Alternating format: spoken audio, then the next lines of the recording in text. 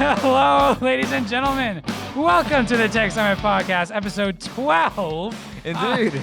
I'm Chris. I'm Francisco. And everyone remember that we are now available wherever you can get your podcasts, including Spotify and Anchor. Of course, and we are also on Apple Podcasts, so do make sure to we keep are an eye now on that. on Apple Podcasts as well. Yes, indeed. For those who are watching on YouTube, the social media links will be right down over here. For those who are listening on other platforms, that stuff will be in the respective descriptions. Of course, expect all those links down in the description in Now- ASMR mode. Now, of course, we must go back to old-fashioned traditions and Yes. remember who we are as Tech Summit Podcast and what we've become known for.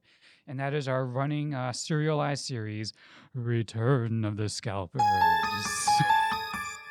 For this past week, we saw the launch of NVIDIA's 3060 Ti. Yes, indeed. And I was not excited for it in the slightest because I knew what was going to happen. And I didn't even bother checking for stock or anything. I just figured, no, let the bots are going to get it. And that's what happened. I mean, I got mine, so I'm perfectly good here. Yeah. I mean- I mean, get yourself your 3070. Yes, exactly. Yeah. I mean, even then, like, they still came across the same problems. I did have my friend who was able to manage to get a hold of one in the exact same way that I did, with the same exact micro center doing the exact same tactic. So Mhm. I feel like when it comes to these GPU launches, frankly, for any restocks that are coming around, check your local Michael Center. Yes, go to your local Michael's arts and crafts store, and you should find your brand new RTX 3060 Ti. Also, this is episode 11, among many things.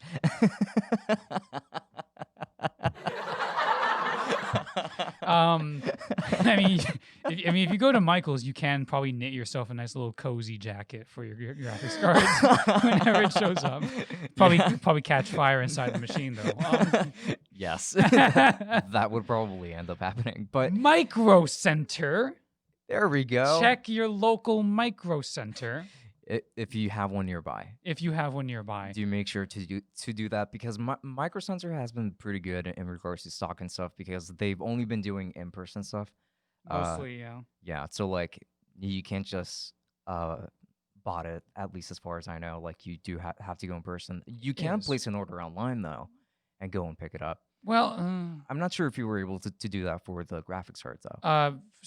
no, I don't think you would be able to. At least for the 3070, at least there was within a couple of hours they were already out of stock. Again, my store had about, I think it was like 180. Mm. You have to check back in past episodes. I think it was around 160 to 180 in stock, and there was already about 70 plus people in line when they opened. I see. So I feel like it wouldn't have been there. It would have really just been a first come, first serve, which is why I'm saying also, though, that if you do go to a Micro Center for one of these card restocks, by all means, show up before opening. There's probably not going to be a massive enough line to where you're not going to be able to get a card, but at the same time, it's still better to play it like that. It does sound a bit more inconvenient, especially if you have to drive further out to get one. But at the very least, you're going to be like almost guaranteed.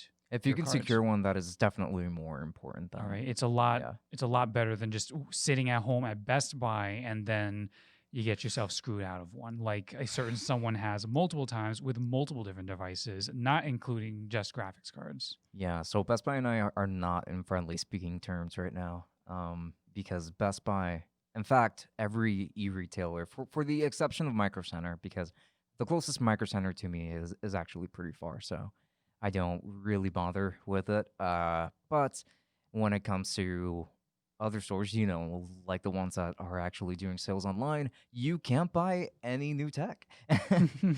Like, if you want an RTX 3090, a 3080, a 3070, 3060 Ti, a PlayStation 5, Xbox Series X, you just can't get it. Any of AMD stuff too, Yes, any of AMD's graphics cards. Those also or sold out. CPUs. And the CPUs. Those also sold out. And it's really gone out of It has out of been control. a very lucrative season Yes. for scalpers. Yes. Good on them, but at the same time, they can PG show. PG show. PG show. Yes, yes. We do not have a bleep button here yet. Yeah. We should really get one though. Yeah, we should. We haven't worked on this board for long enough, and We we have need to not. add some nicer sound effects onto the soundboard. Oh, what, you don't like our little cricket here?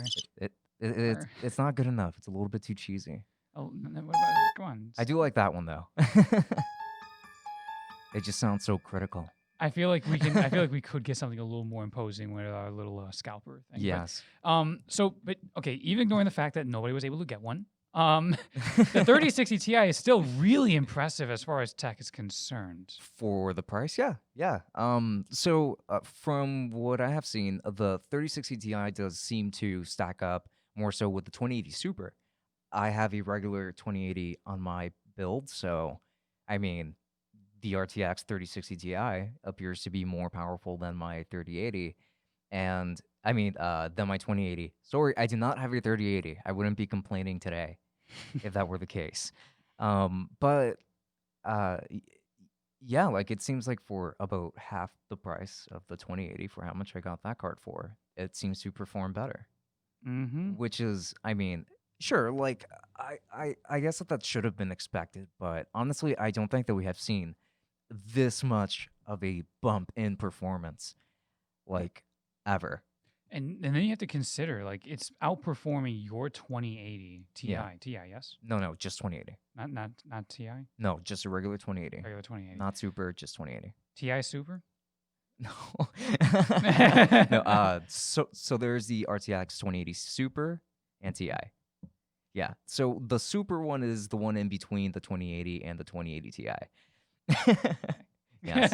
Okay. And we are expecting Super graphics card to launch at some point as well for the RTX Next year. 3000 series. Yeah. Next year, definitely. Yeah, most certainly next year. But Good luck to everybody. yes. Um, Though I did also read an article. I don't remember exactly from where, so sorry if I cannot cite you directly. But whoever you are, you know who you are. I also did read somewhere that the reason why Nvidia is having so many issues with stock is because they're actually running out of specific materials that they need in order to Oh. make the graphics cards. So Okay. that's why they're not able to make so many. really? Yeah. Things like the silicon itself, for instance. Oh wow. Yeah. Do you think that's related to these uncertain times? It's related to the shortages to an extent, yes, but I mean it's not related to the scalping. Scalping is what it is. I'm just talking Yeah. about the stock, like their inability to really like get stock up again. No, yeah. Scalping is just a byproduct of the fact that they can't get those stock replenishes. It's Yeah, essentially. And I would venture to say that the same goes for AMD. So why they haven't brought up any more graphics cards, at the very least not in recent memory since the launch of the, what was it? The 6800 XT and I the believe so, yeah. and the 6900, etc. But yeah, with that said, this year has been pretty bad for most people when it comes to trying to buy entertainment. Mhm. It just seems to be something that you're just not entitled to. I mean, I'm clearly not entitled to it. I'm not entitled to being able to just buy a 3000 series graphics card. And I know that people are going to get tired of just hearing me say that, but it is true. I will be salty until I can buy one.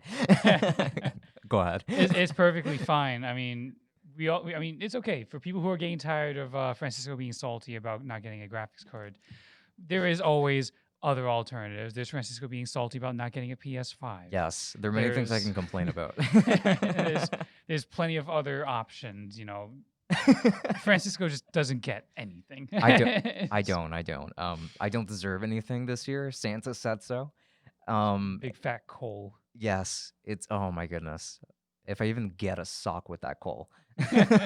You might have to pay a premium for the sock. Yeah, maybe. Oh, Jesus. Yeah, and then I might be Um, scalping it on eBay too. So the thing that I wanted to focus on though is like, okay, so the 3060 Ti is a very impressive piece of hardware for its price. Hmm. You're mentioning how it's outperforming your 2080. Super. Your 2080. Oh, okay. Now let's consider for a brief moment that a lot of people that this card would be actually targeting is people who have like 1600s. Remember, the 1600 is still the most widely used card on the on the planet. Wait, the according to- 1600, or are you referring to the 1060? It's okay. It's okay. You see, I wasn't sure if you were referring to the 1060 or if you were referring to the 1650 or the 1660. That's why I know. The numbers are very confusing. You're having a field day today. Well, I am.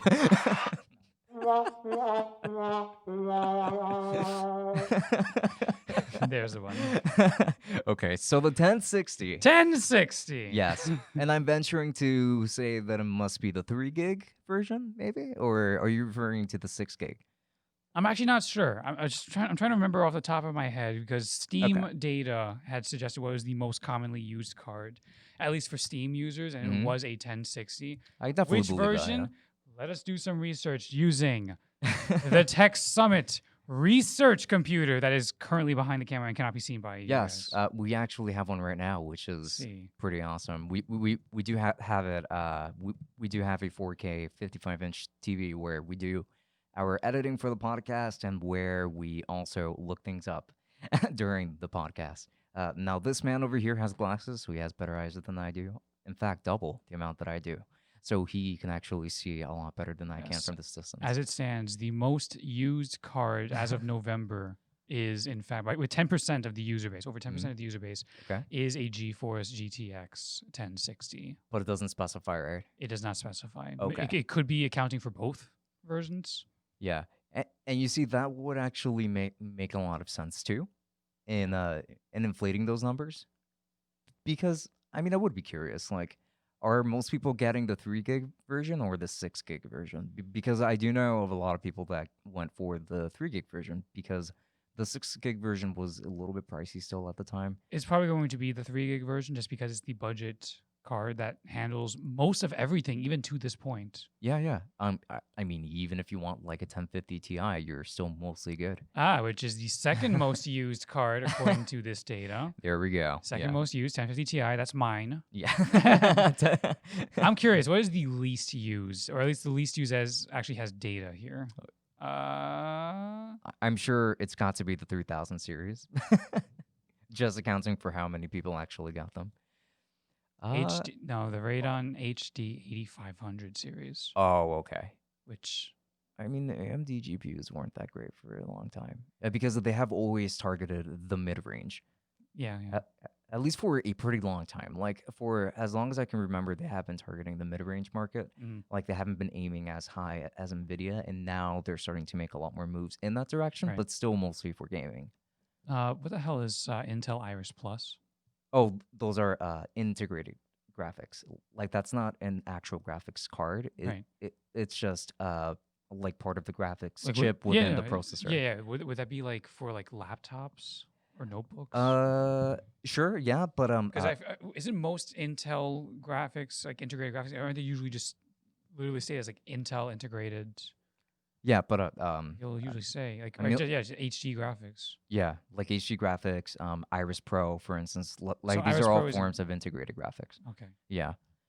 So these aren't like separate graphics chips with like their own VRAM or anything like that. Like, it's just integrated graphics, and it's basically so that you can so that you can actually use your hardware with a screen. Mhm. Because, for instance, you can't use Ryzen 2000 series by itself. You have to get a graphics card with it. Right. But before, back in the good old days of a fourth gen Intel, for instance, you still had Intel HD graphics on your CPU. So if you didn't have a graphics card, you could still use your computer either way. Right. Yeah. So in other words, that's just not a thing that happens anymore. Yeah. No, I totally get that. No, yeah. Something interesting here. 0.23% of the user base, at least in the surveys, is using a 3080. Okay, let's ignore that percentage. Because I feel like that's actually a higher amount than I thought it was going to be. Yeah, I don't like that percentage. 0.23. It's cute. I think the scalpers are using the graphics. I'm kidding. No. I mean, that's good, actually. Yeah, like, that is definitely higher than I thought that it was going to be. It is the most used. It is the most used out of the other ones. Like, I'm not seeing, for example, I'm not seeing the 3070 on here at all. Like, you could tell which cards are which because like there's no data for the past months beforehand. I see. And and I'm not seeing anything. I mean, there are, in fact, Radeon is here, like AMD Mm-hmm. is here, like it just says TM, but I believe the where is it? There we go. 5600 XT is here, Okay. right underneath the 3080 actually. Oh wow, sweet. Exact same amount. Okay. Okay, so that's good. I would have expected the numbers to be worse actually. So that's I mean it is good to see that there are people that have actually gotten cards and They actually actually been intend to able to use use them, them. right? Yeah. That actually gives me a little bit of a change in perspective. Yeah, there's no 3070s here. Ah. I'm going to be the first ever person on Steam to use it. Yeah, no, that's full. That's full of crap. No, yeah. There are definitely many other people, but hey, I mean, you'll be the first person I know. Aw. There you go. Okay. If that's any form of consolation. So yeah, the most used card by far is in fact a 1060. So just imagine, because the 1060 is the budget card. The 3060 Ti was built to be the budget card. Yeah. And what is it? Only $400, is it not? Yeah, it's only So- 400. So yeah, imagine jumping from a 1060 to a 3060 Ti. That would be a pretty big jump, I think. But I would say that okay, like the regular 2080, for instance, is really just a 1080 Ti with ray tracing and deep learning super sampling on it. And there aren't really that many more differences besides just them being like a different architecture, having RT cores and things like that. Even though they did actually eventually give people a patch, like people that had a 10 series GPU for them to be able to still run games with ray tracing on. Mm. So, like these are graphics cards that, I mean, as far as I was aware, didn't really have the capabilities of doing so because they don't have the actual hardware. And as a result, they do actually perform way worse when you try to turn on ray tracing. But that is kind of, it's more so like old news at this point because, like it's something that happened a long time ago. It's just something that NVIDIA tried to do to try to sway people that had a 10 series graphics card to upgrade to a 20 series graphics card, which it did not entice a lot of people. In fact, I would say that not too many people started buying 20 series cards until the supermodels started coming out. Because when these cards came out, they actually, like, right off the bat, were pretty expensive. Like, when you would expect, for instance, a 1080 was how much? I think, like, 600 when it first launched. And then we have the 2080 costing around 800. And That's not really a good deal. yeah, and that was really about as much as what the 1080 Ti costs. So now we have a 2080 here that performs exactly the same and just has it just has like deep learning, super sampling, and ray tracing. But that's pretty much all that there was to it, and that was it for a pretty long time for the 20 series cards. So like people were just pretty disappointed with the launch, including myself. But I still needed an upgrade because I was still running on the 970 and I was editing videos in 4K at this point. I needed something better. I needed something that could give me better render performance, but most importantly, better performance in the timeline. Since I actually do care more about that than I care about render performance, but they're both still important. And nowadays that I find myself having to do a lot more work for Tech Summit, I definitely end up appreciating render times and them being lower as a result. But my 2080, I can already feel it aging a bit. And I bought it just 2 years ago, and like that was $800. So I am still in the market for a 3080. I would be more than happy to buy a 3080. And I might just wait actually for the upgraded version of the 3080. I was with going to 20 mention, gigs. yeah, the 3080 Ti is going to come around soon, isn't it? The 3080 Ti, yeah. It's like January, I think. I believe so. It might be a Ti or Super. I think it's more likely to be a Ti. I think they said it's a Ti. Yeah. I think I think so too, actually. But Super would be like next September, October. like, hey guys, here's the in-between card. It's like, let's try again. Yeah, with 15 gigs of VRAM. You know, very, Yes, that's right. very good in between there. Very much closing the gap between the 3080 and the 90. Yeah. So, with that said, I will be looking forward to that. So I'm not really in too much of a rush to get a Right. graphics card right now because at the end of the day, my graphics card is still pretty recent, but I am starting to see how it's aging, and it's not aging that well. Right. But for people who have been waiting in the wings for a while, I mean, the 1060 has aged very well. It's lasted this long, I feel. Yeah. But to be able to make that jump to a 3060 would be a very big jump, I think. Almost as big of a jump as going from a 1050 Ti to a 3070. Of course. I mean, that's a much bigger jump, as a matter of fact. And on that note, Yes. On that note, we are finally on the cusp of actually building my goddamn computer. Yes, we are. At last, we are. So he actually got his hands on an RTX 3070 on launch day, right? Yeah, on launch day. So back in October. A month ago. Well, over a month ago, yeah. Yeah, like a month and a half, almost 2 months ago. That's right. So yeah, like I mean, congratulations on that. I feel great for you. The unfortunate problem is that I was not able to get hold of the new AMD 5000 CPUs. I did not. I wanted to get a 5950X, could not. Do not want to wait until into next year just to get that. So it's 13% weaker, but I'm just gonna settle for a 3950X instead of last year's model. Yeah, and I think that it's okay. Old and busted over the new hotness. So. I mean, the 3000 series it is still great. Like people still absolutely loved it. I would still recommend that for a lot of people. And actually, a mutual friend of ours, I built his PC recently with a 3000 series Ryzen CPU, the 3700X actually. So yeah, like I mean, he's having a fantastic time. Oh yeah, totally. And it's still going to be a beast by all means. 3070, 3900, 3950X, excuse me, 3950X. Yeah. 64 gigabytes of RAM with enough space to allow for 128 later on down the road. Lovely. Decent wattage. Decent wattage. 750 watts. Yeah, decent wattage. Yeah. No. That's another thing too. Like I do remember when power supplies used to be cheaper. Are they more expensive now? Yes, I feel like they are. Like 750 watt power supply. If you wanted a quality one, I used to see them on eBay just 4 years.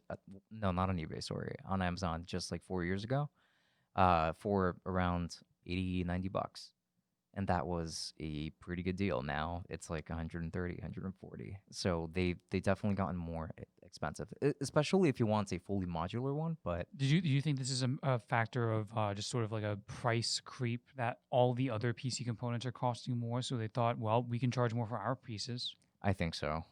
I think that's just what's going on. I mean, I'm gonna blame the video for this.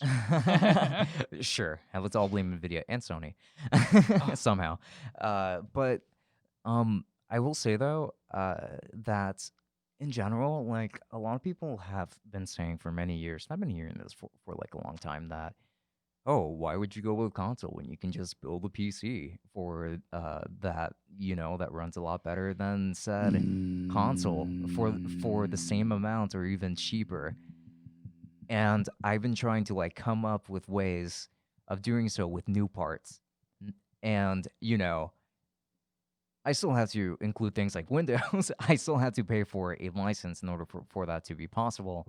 So it always ends up being more expensive. If it is true that PC gaming or that building your own PC was really that much more efficient than going with a console, even just 5 years ago, and then now it's definitely impossible. Double-sided coin. If you want to build a PC for the price of a PS4, you are going to outperform a PS4. If you want to build a PC for the price of a PS5, you are not going to outperform the PS5 yet. Not yet. I disagree with the PS4. Do you? Tactic, yes, because let's say a $400 PC build. $400 PC build, that's probably going like 1/3 to half of it is probably going to go to the graphics card. Fair. Yeah. and then you have to account for the other parts. Windows is always going to cost 120 to 130 bucks, you know? So you still have to account for all of those things. There is also always other ways to get Windows on a discounted price. Which I don't recommend going to those sites. We here at Tech Summit do not condone any of those, but just before someone in the comments tries to hit us with, well, I got Windows, No, yeah. we know. We know. I would not actually recommend going for one of those key selling sites, like the license key selling sites. Like a lot of people have had luck regarding regarding games, but not necessarily when it comes to Windows. Well, like with Windows, it might work for some time, and then eventually it'll just say, "Hey, you're not running a legitimate version of Windows." So people will come across that. I will absolutely agree with you when it comes to stuff, though. When it comes to the next gen consoles, like to get a PC that has the performance of a PS5, you are in fact, no matter what you do, spending over $1,000, more than likely. At the very least, if you want to match the performance when it comes to things like ray tracing, you need one of the newer GPUs. You need like the NVIDIA cards that you can't even find at the moment. Right, yeah. And even if you wanted to get a 3060 Ti, for instance, you're already buying the fully Digital. digital edition of a PlayStation 4. So now, of course, PlayStation 5. of course, I don't know about you. I'm not saying this to advocate for buying a PS5.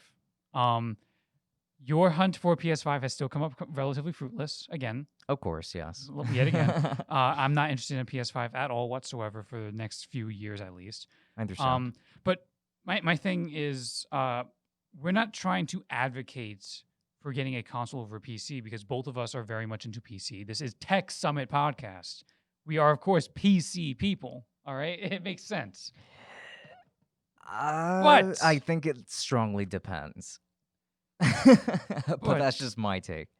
We both use relatively powerful PCs for our work and all that stuff. Yeah, because we have the option and because it's more convenient to us. Yeah. No, what I'm saying is like we're not gonna sit here and advocate saying don't get PCs at all ever whatsoever. PC sucks. We're not gonna do that. Okay. What we are going to say, however, is that the old argument adage of just PC is cheaper in the long run and more powerful. That's not the case right now. No. It could be the case in a couple of years as the PS5 and Series X age and PC technology continues to advance forward. Yeah. That is entirely possible. But right now, you cannot say that it is cheaper to build a PC. A lot of the arguments that people would often run with was, Steam sales. Steam sales are not as good as they used to be. We just got through a Steam autumn sale. It was weak. It wasn't that great now. It was rather weak. We're not in the days anymore of 75 to 80% off or anything like that anymore. Now we're more than likely going to get 30%, 40, 50%. Phasmophobia was 10%. Yeah. During the autumn sale. And funnily enough, I did buy Phasmophobia during the autumn sale, so there's that. It's funny, too, because it was actually cheaper before the autumn sale. There was a point in the autumn beforehand, I think it was like 30. What? Really? There was a point, yeah, right after release. Oh, like 30% off. 30% off. Oh, I thought you meant that the game cost $30. No, I was like, wait a second. No. But yeah, so Steam sales are not as good as they used to be, and so like you're not really saving all that money and therefore making up the cost from there. Yes, there are technically things like, say, for example, Epic Games has those free games, but I'm stereotyping a little bit. Go for it. I feel like the kind of people who are usually arguing that PC is cheaper than console in this particular field is also the kind of people to say that they hate Epic Game Store.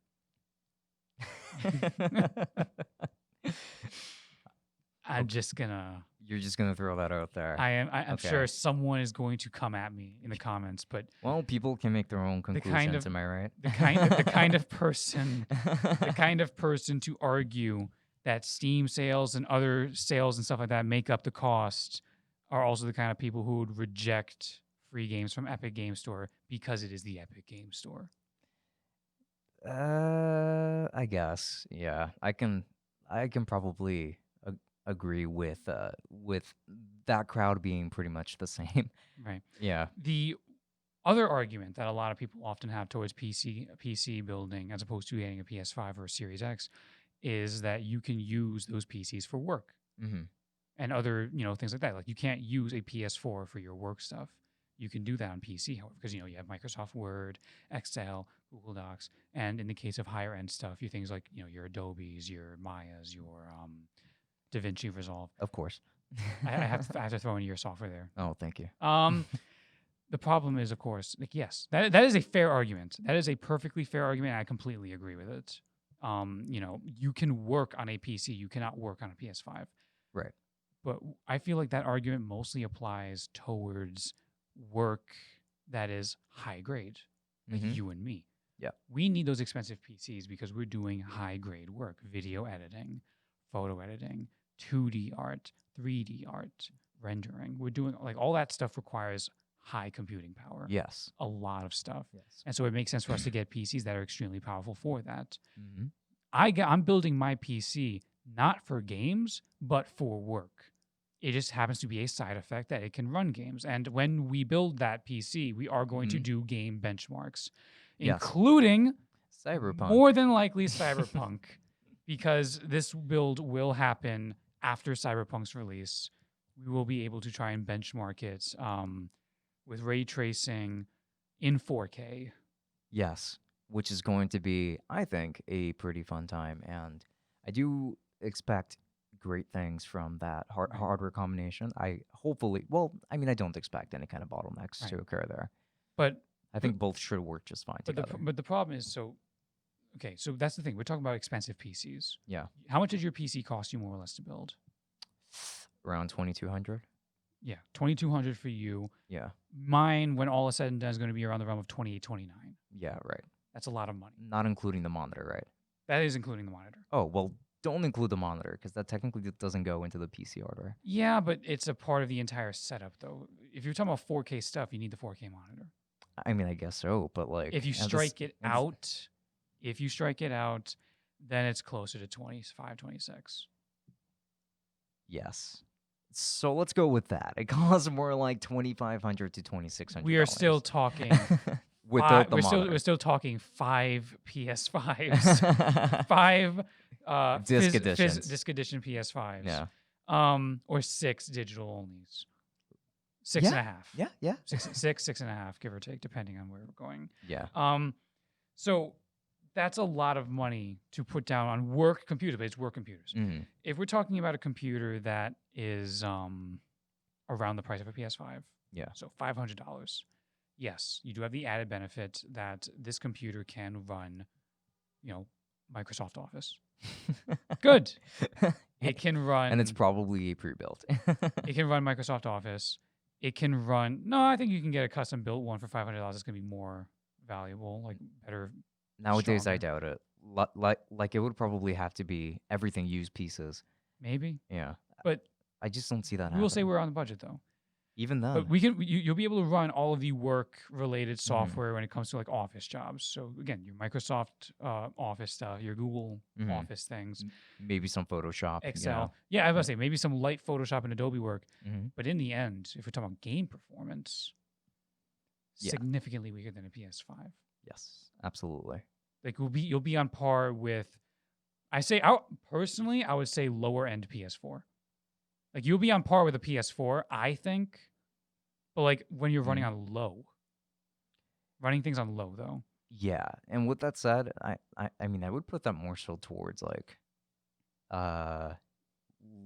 PS 3.4 or like 3.5, I mean. I was trying not to go with PS3. I'm trying to give there a little bit more credit because, a game like Doom, for example, would have never run on PS3.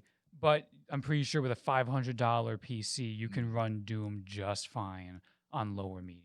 I'm guessing. Like, yes, and considering that it is a Vulkan title, if you have like an AMD graphics card in there, considering that AMD graphics cards tend to be cheaper, like that definitely becomes more doable. Mm-hmm. Yeah. So with that said, still like I don't think that there's any way that you can get a comparable build for the same price or less, or even just slightly over. For now. And I see this as a growing trend, though, because hardware really is getting expensive. I don't really see it as a growing trend. I do think when it comes to price to performance ratio, I do think PC will catch up with the PS5 and Series X fairly, soon. I think in the next 2 or 3 years. Of course, then you'll have probably like a PS5 Pro, which you mentioned earlier before we started recording that there was a patent existing for that. Is that there not? Or a Yes, rumored patent. right. And actually, the PS5 Pro was also trending on Twitter a couple of days ago. Okay. Yeah, so like there's definitely I mean, I would think a lot of excitement behind it. I'm in my head thinking, "Oh gosh, I mean, I don't even have a regular PS5." Again, that's still probably a solid 2-3 years away at least. Yeah, I think so. I think that it is going to be about so. However, who knows, maybe we might actually get a PlayStation 5 Slim before that. Oh, we're definitely getting a Slim before that. Yeah. I know I mean like that a slim version of the PlayStation 5 could come out before the Pro. Yeah, we are. Oh, like for Tot- sure. You Yeah, think so? absolutely, without a doubt. Yeah, no, wasn't Mm. there a PS4 Slim before the PS4 Pro ever happened? Yes. Yeah, you're definitely getting a Slim first. I feel like before they talk about upgrading the hardware specs themselves, they are definitely going to be focusing on having a smaller form factor, especially Mhm. considering just how chunky the PS5 is. Ooh, yeah, it's massive. So I'm actually not sure if you heard this story, but like this is a pretty hilarious story. And I'm pretty sure that a lot of the people listening to this podcast probably know of the story too. But so this man's wife forced him to sell his PlayStation 5 because he lied to her about it being an purifier. Kidding me. And she believed it for a little while. You're kidding me. Until supposedly a rat died and the air purifier wasn't doing anything. You have to wait a couple of days for it to work its magic. Yeah, so she was pretty mad, and she forced him to sell the PlayStation 5 at a good price. I'm about to say he's gonna profit off of it, Yeah. but Apparently the guy that bought it off of him, even told him, dude, like, how come you're selling it for so cheap when you could be scalping this right now?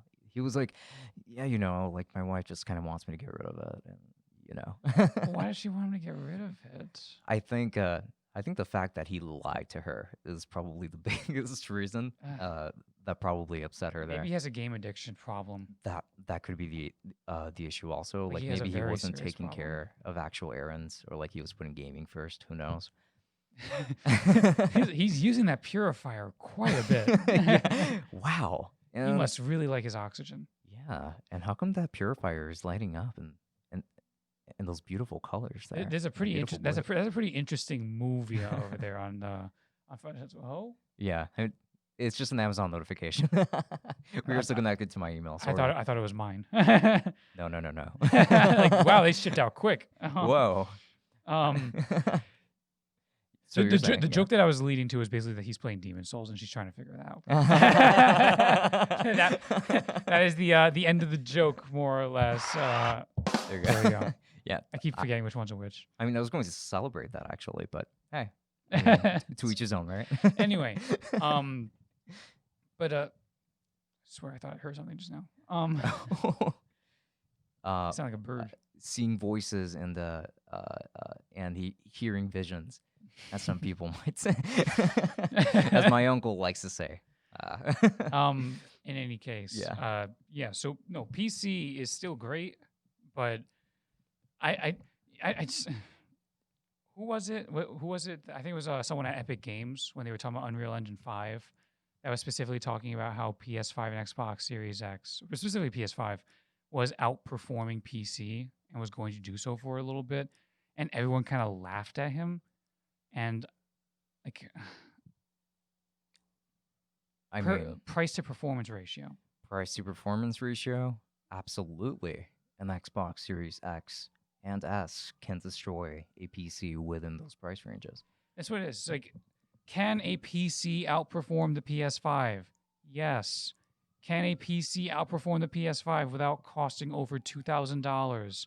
Not really. Probably not. Yeah, no. I don't really see that happening. Like you would probably get close, if anything, to $2,000. Like maybe if you want to sugarcoat it a bit. Like, to use an example that I imagine a lot of PC people would really like to focus on. Like, say, for example, let's take Spider-Man Miles Morales. Right. Spider-Man Miles Morales on PS5 has 2 modes when it comes to performance. There is quality mode, which gives you all of the ray tracing benefits and all of that at 30 FPS. And then there's a performance mode that removes that ray tracing but gives you 60 FPS. I imagine for a lot of people, the PC dream is to be is that no, you can totally accomplish ray tracing and all that stuff and still get 60 FPS at 4K. And Nowadays, yes, but actually, when ray tracing was first a thing, it was almost impossible for most games. and even now, you said yes, but Yes. for $500, No, absolutely not. that's the price of the graphics card itself. Well, like you can, instead of getting a PlayStation 5, you can buy the upgrade to like a 3070 when you can find those at MSRP again. Yeah. So But until then, So I personally want to plead for some of the people out there who are like PC Master Race, please calm down a little bit. Wait a couple more years, and when the specs start to catch up again and they really, really outperform the PS5 while at the same time costing cheaper, then we can start talking again about how PC is better in all regards. But as it currently stands, if you want convenience and a good price ratio, there's no reason to not go for a PS5 or a Series X if you can get one. yeah, I agree. And plus exclusives. Plus exclusives. There's that. Well, Yeah, which we don't Xbox have is many not now. as much. Xbox, not so much, though. Right, yeah. I mean, they did buy off Bethesda. Yeah, but those games are also going to be on PC with probably Game Pass. So, Hopefully, yeah. Really so hoping so. So, like, I'm not going to talk about Microsoft exclusives because Microsoft has already said all of their exclusives are going to be coming to PC nowadays. Anyway. Oh, really? Yeah, Halo Infinite's going to PC. I mean, Jesus Christ. I knew that much, but Well, Halo should have been the key because that was the last standing one. Like, they had already said that they were putting Forza on PC. They already said they were putting Gears of War on PC. Everything was going on to PC except for Halo. And then they finally announced that Halo Master Chief Collection was going to be on PC and that Infinite would follow suit. The only one that is not going to PC for whatever reason is Halo 5. But like 343 has already said, no, there's no plans whatsoever. And I don't even know why. I mean, did people like 5? Apparently not. No? Okay. Apparently not. Maybe but that's why. Apparently not. But my thing is, let's say, for example, me. The only Halo game that I ever really played all the way through was Reach. So I want to experience Halo and the story and the lore, all of that.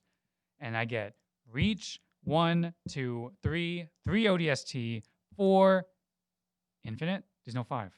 I'm buying an Xbox, noob. I either gotta buy an Xbox or I gotta settle with those YouTube videos, Halo 5 the movie, all cutscenes, parentheses, 1080p.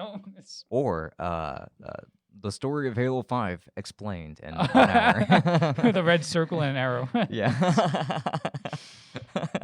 Of course. So, okay, I can see that. And with that being the case, that wouldn't affect people like us. Exclusives is going to be basically the argument for exclusives lies entirely with Sony and obviously to a lesser extent Nintendo. Yeah. Even though Nintendo's off in its own league doing its own thing, and we love them and also hate them for it. But Of course. But though I do very much enjoy the fact that I get to play these games on their hardware. But again, like it would be nice to have that kind of flexibility, but they also do kind of have to be that forceful if they want to continue to sell well. Because remember what happened to the Wii U. Like you do have to make the console worth it. And if the Switch is just a glorified handheld. So I wasn't talking about the exclusives thing. I'm talking more about how Nintendo doing their own thing in the sense of like their weird business decisions, for example. Like making certain games limited time only. Oh geez, yeah. We have not discussed that one on this podcast yet. We planned to a while back. We have not done so yet. Yeah. We probably should at some point. Yeah, most likely. That Mario collection is looking pretty enticing though, because I mean I mostly wanted to play Super Mario 64 because that's the one that I enjoy the most. I never got to play Sunshine. I got to play quite a bit of Galaxy. But I would like to play Sunshine, actually. I would like to experience it. My issue with the collection, besides being a limited time only thing, where's Galaxy 2? Wait, was Galaxy 2 a thing? Super Mario Galaxy 2 is a thing. Oh, please don't tell me that it was on the Wii U. No, it was on the Wii. Oh, it was on the Wii? Yeah. Oh, I'll be completely Oh, honest. you I've didn't? never Oh, heard of okay. it. So you're not being sarcastic with me. No, no, no. Okay. Yeah, no. Super Mario Galaxy 2 existed. It came out 3 years after the first one, and it had Yoshi in it. Oh, what? Okay. Interesting. Listen. I mean, granted, it didn't innovate that much. Super Mario Galaxy 2 really was just it's Super Mario Galaxy, but even more of it. So it was basically a DLC to it, but just sold I think separately. I think they actually were talking about the idea of having it be like a DLC or a spin-off or whatever, and then after a while they were just like, you know what, new game. But it's really good. I almost cursed on the podcast. You did. It is really good. It is really good. Like Super Mario Galaxy 2 is top 5 best games of all time for me. Really? Easily. Yeah, easily. Wow. If you want to go by video game critics, I believe it's also one of the only games to ever get a perfect 10 from GameSpot. Really now? Yes, and it still didn't get Game of the Year that year. They gave it to Red Dead Redemption instead. Of course. But I'm not that surprised there though, because Red Dead was a pretty good game according to a lot of people that like that kind of game. but in any case, yeah. So it doesn't make sense for them to not include Galaxy 2. The theory that I've seen is that when the game gets delisted, when 3D All Stars gets delisted from the eShop and from Best Buy stores, that they're going to like release the 3 games separately, and then also release Galaxy 2 separately. So it's like 4 games that are $20 each or something like that. Mm-hmm. I've heard that be a theory, but I just don't think it is. I don't think so either. I mean, Galaxy 2 being a separate purchase, I can totally imagine happening at some point. But I think the idea of splitting the game into 3 pieces there, I don't see that happening. I think really Nintendo is very serious about just buy it now, and if it's gone, and that's it. Like they just want to drive up that artificial scarcity, which is weird. It is okay. Go for it. Less focused on is the fact that they're also doing this little tactic with Fire Emblem. Really? Yeah, that port of the really old Fire Emblem game. I forgot the exact name. Huh. Mystery of the Shadow Dragon, something like that. But Interesting. it has Marth. Is Marth in it? Okay. So that's how old we're talking. Like I think it was like one of the very first Fire Emblem games. They're porting it to the Switch. You have to pay for it. It's not going to be added to like the Nintendo Switch Online or that. So you're paying for it. I think it's like $7 or something like that. Yeah, I think they're doing, actually. I think that they're doing the exact same thing with the first 3 Final Fantasy games. Really? Yeah, like they're giving us the NES versions, but they're not going to be included with the Switch Online membership. Would you really want to play the first 2 Final Fantasy games on the NES though? They're pretty ugly, but Yeah. I'll be honest. They're also dated, aren't they? They're really dated. Incredibly dated, yes. But I'll be honest with you, me being who I am, I just want to see that Final Fantasy logo when I'm going across my games library. So I might actually pay the 20. Just listen. Just buy 7, 8, and 9. I already have 7, 8, and 9. Just put them in your Switch library again. They're still there. Yeah, but I mean, like boot them up real quick so that way they're like in your little scrolling menu. Oh no, like I still see them there. Well, then what's the issue here? I just want to see more of it. You want the entire the entire bar I do, to just I be do. Final Fantasy titles. I do. Like pretty much on any platform that I own and that I actively play on, I would like to have all Final Fantasy games that exist for it. Right. Just because of who I am. Okay. Yeah. Sure. I'm not saying that others should do that because no, like it's stupid. I'm probably not going to play those versions of Final Fantasies 1, 2, and 3. Right. Because I mean, 1, I already played 3 on the DS, well, the 3DS, but like the DS version. And that was a pretty cool game, but I mean, there are already much nicer looking versions of 1 and 2. For the PSP, for example, I might as well play those. Right. But yeah, back to the Fire Emblem thing. Yeah. Like, so they have that new Fire Emblem game. Well, they have the port of the Fire Emblem game coming out. Yes. And similar to Mario 3D All Stars, it is also only available for a limited time. Mm-hmm. And in fact, it actually expires in the exact same day as 3D All Stars. March 31st. I wonder why. That's the end of the fiscal year for a lot of these companies. Oh, interesting. That's the one thing that people have noticed is the end of the fiscal year for most of these companies, video game companies particularly. It's It might just be a way to like drive sales really hard for these games they and are say, hey, we just ended the fiscal year they real are strong this time around. they are. But as stupid as the move is, period, I can understand them trying to do something like this for Fire Emblem because Fire Emblem, while it is significantly more popular nowadays, it is still niche. I feel like a lot of people who are playing Fire Emblem nowadays, like your Three Houses or your Awakenings and stuff like that, Mhm. they might not have the interest in playing a really old Fire Emblem that doesn't have the cushiony little things like a casual mode or the removal of permadeath because old Fire Emblem has permadeath. Yes. It has permadeath as the default with no other options. The N- games can be brutally hard. Now you have the option to like The turn it on and off. yeah, I think there's different modes now for Fire Emblem. Yeah, Yeah, I have it off for sure. 4 3 houses. yeah. The one thing that I think the port is going to be bringing is save states. I'm not sure. They might be Okay. bringing in save states. So it is coming So you with can, some like- changes to it. So you can probably quick load your last save if you boned yourself up on a move and killed everybody. Well, that's cool, actually. But nevertheless, so I understand Fire Emblem doing that, but Mario? See, Nintendo seems to be filled with what a lot of people like to refer as evergreen titles. You know that term, right? Evergreen titles? No, actually.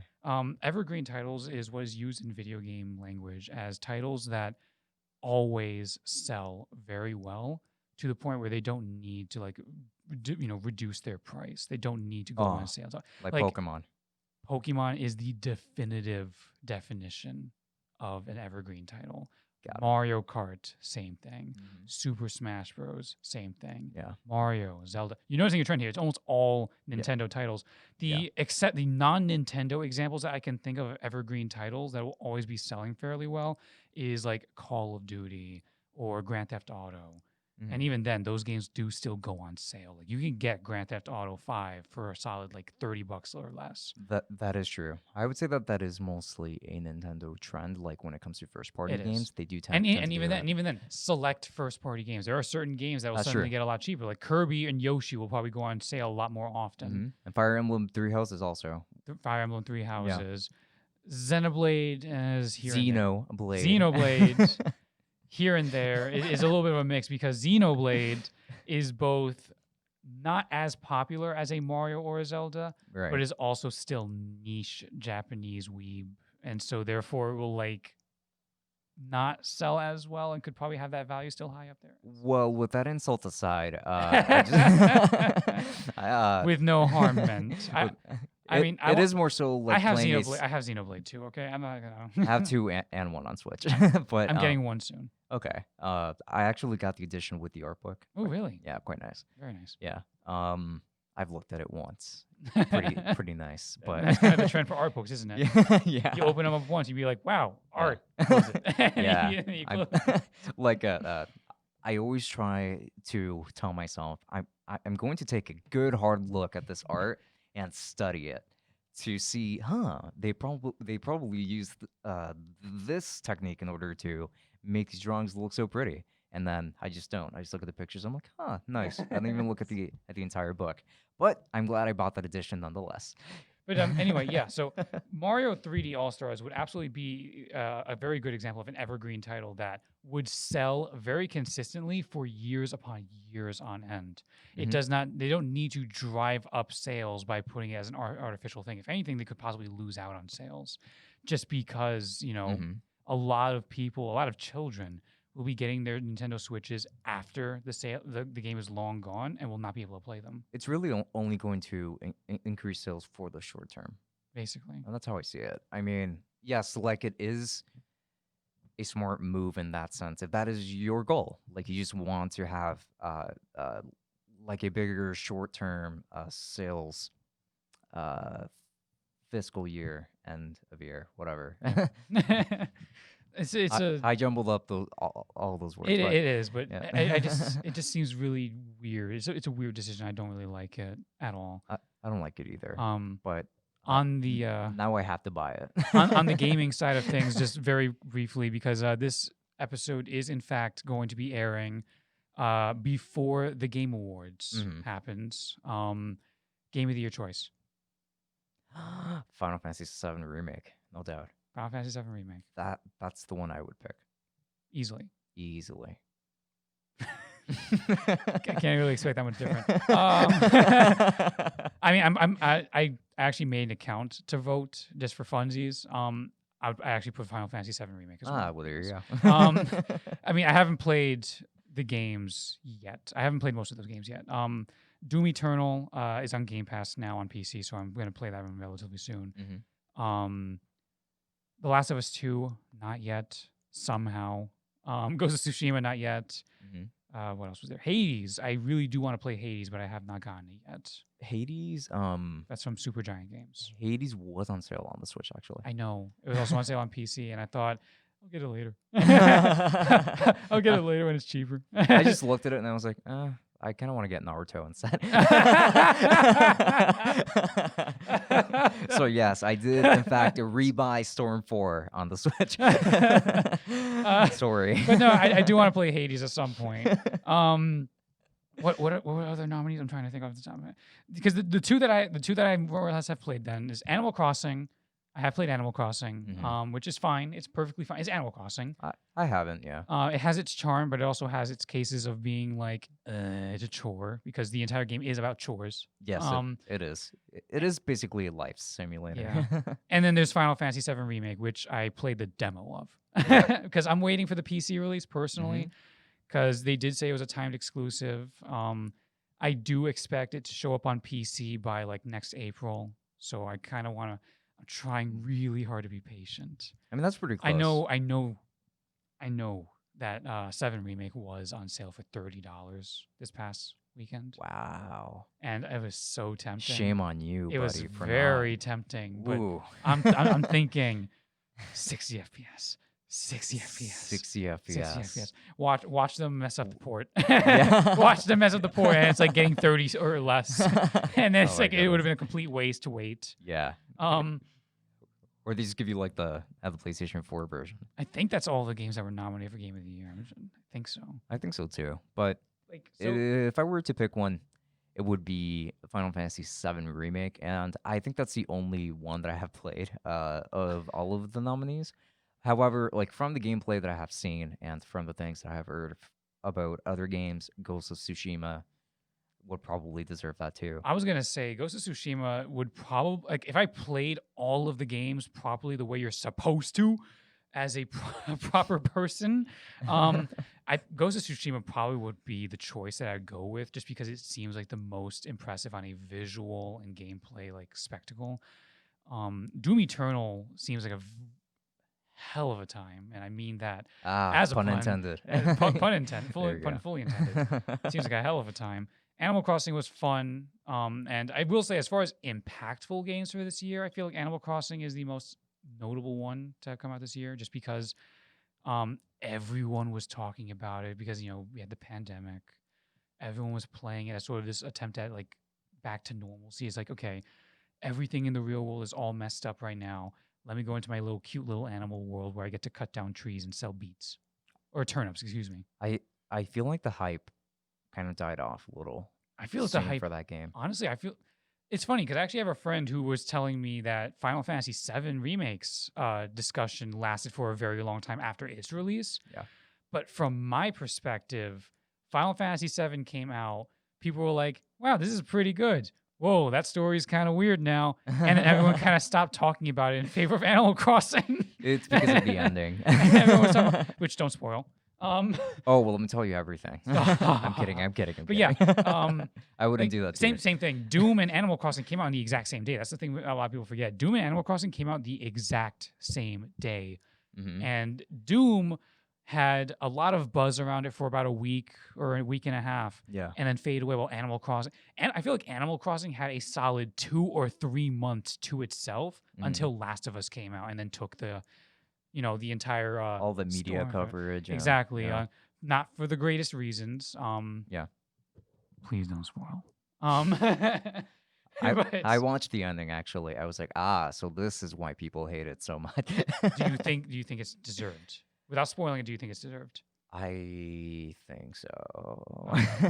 All It right. is a very pretty game, though. I am very excited to play through it and to be that one contrarian that's like, no, it's a masterpiece, and here's why. It's I mean, like, no, man. Like, if you like it, you like it, right? Your enjoyment of a video game should not be based on what others think by any means. I do think as someone who cares a lot about writing, Mhm. the fact that writing apparently seems to be the big sticking point for a lot of people when it comes to that game, I do actually think I'm going to come out of it feeling relatively negative about it. But Yeah. let's see. You're going to have to experience it to find out for sure. Exactly. And Yeah. I'm currently in the middle of replaying 1 on grounded mode, so the hardest one, no HUD and all that stuff. Okay. Which is why I've been taking a little bit, because I'm bad. I'm bad at it, and I don't play games as often as I sound like I do. Okay. I don't. So yeah, I'm excited, and let's see what happens with the Game Awards. I'm curious, but so we're both in agreement for the most part, though. Game of the Year, 7 Remake. 7 Remake. 7 Remake. Absolutely. All right. Yeah. And I guess we can talk about that, or maybe a little bit of fallout about that next time. Absolutely. Next time, we might even cover the worst games that have come out within the last 2 years. But with that said, thank you very much for stopping by in tonight's episode. Do remember to follow us in the social media that is going to be right over here. If you're watching on YouTube. Of course. If you are listening to us on all of those podcast platforms like your Spotify, Apple Music, and Anchor, it is going to be in the description of the episode. Yes, of course. You should be able to find those there. But with that said, thank you very much for watching or listening. This has been Francisco from Tech Summit. And this is Chris From Tech Summit. from Tech Summit Podcast. Tech Summit Podcast. That one particular segment. Exactly. Don't worry, I'm going to be making cameos elsewhere. But Have a good one and enjoy. good night. Travel well.